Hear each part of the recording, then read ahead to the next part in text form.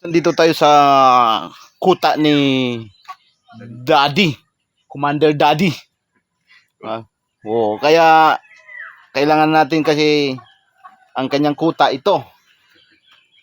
Bang, napakaganda. Inaasa-asahan niya na bubunga na yung mangga niya, namumulaklak na.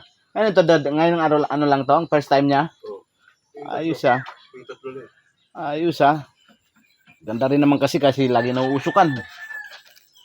Yung sabi niya noon na kung tanong-tanong sa akin kung kailan daw mamunga, sabi ko maghintay ka lang. Darating din sa iyo ang kapalaran. Ito na nga. Dumating na ang kapalaran niya, namunga na. Ang dami eh. Ang kanyang saging, ang kanyang mga alaga dito.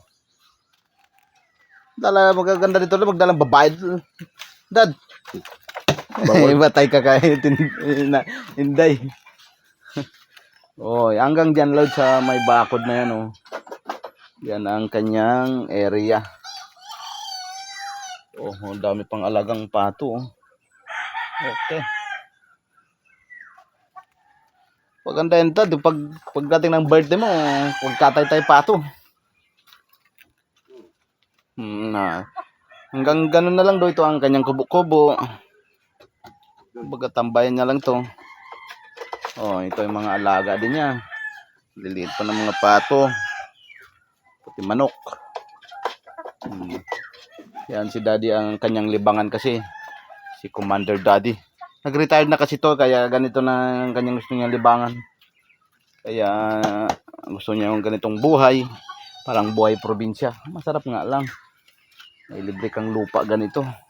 Sa likod lang kanilang subdivision to load. Sa likod lang. Yung parang access na, parang may sapa na dyan. Di na kailangan siguro ng developer. Kaya taniman na lang. Hanggang sa muli loads. Maraming salamat sa panonood ng aking video. Sana lagi kami sumuporta sa akin. Bye-bye!